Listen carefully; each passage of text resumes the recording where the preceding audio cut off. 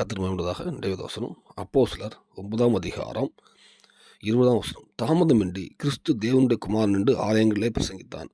கர்த்தர் மகிமையுள்ளதாக. சவுல் கர்த்தரை அறியும் போது அவர் பவுலாக மாறப்போகிறார். அப்போ அவர் கர்த்தரை ஏற்றுக்கொண்டவொடனே, கர்த்தர் அவரை வெளிப்படுத்தினோடனே, அவர் சவுல் கிறிஸ்தவர்களை துன்பப்படுத்திட்டு இருக்கும்போது கர்த்தர் அவங்க வெளிப்படுத்தப்படும் போது அவர் காலதாமதம் பண்ணல, தாமதமின்றி கிறிஸ்து தேவனுடைய குமாரன் என்று ஆலயங்களில் பிரசங்கித்தான். அவர் எப்போ கர்த்தரை ஏற்றுக்கொண்டாரோ அதுக்கப்புறம் காலதாமதம் பண்ணாமலே ஏசு கிறிஸ்து தேவனுடைய குமாரன் பிரசங்கிக்க ஆரம்பித்தார் போட்டிருக்கு.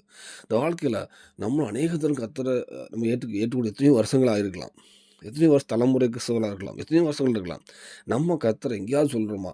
நம்ம சொல்கிறோன்னா ஊழியக்காரங்க மட்டும் இல்லை, நீங்கள் வேலை பார்க்குற இடத்துல, நீங்கள் எந்த பிஸ்னஸ் பண்ணுறீங்களோ, எங்கே இருந்தாலுமே நீங்கள் இதே இயேசு கிறிஸ்து சொல்லதுக்கு அந்த அந்த தாமதம் சொல்கிறீங்களா?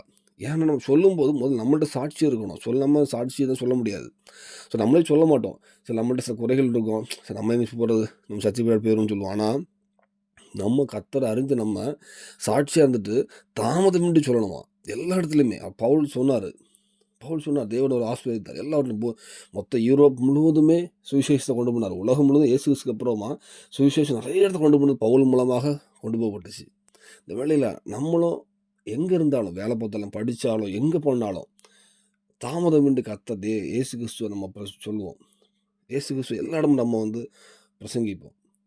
நம்ம வாழ்க்கை முறையே அப்படி இருக்கணும். நம்ம பிரசங்கிக்கணும்னா பாஸ்ட்டாக போனோம், ஊழித்து போகணும் இல்லை. நம்ம வாழ்க்கையிலே கர்த்தரை எல்லா இடமும் நம்ம சாட்சியாக வாழணும். எல்லா இடத்துலையும் சொல்லணும். வாய்ப்பு கிடைக்கும்னு சொல்கிறோம். கண்டிப்பாக தேவன் உங்கள் உலகத்தில் எந்த தேவனும் சந்திப்பார், ஆஸ்வதிப்பார், பலவத்தும் ஆயத்தப்படுத்துவார். விசேஷமாக ஒரு பெரிய கூட்டத்தை உங்கள் மூலமாக கொண்டு வரக்கும் தேவன் பயன்படுத்துவார். அதுக்கு அர்ப்பணிப்போம். தேவன் கிருபை செய்வாராக. ஆமென்.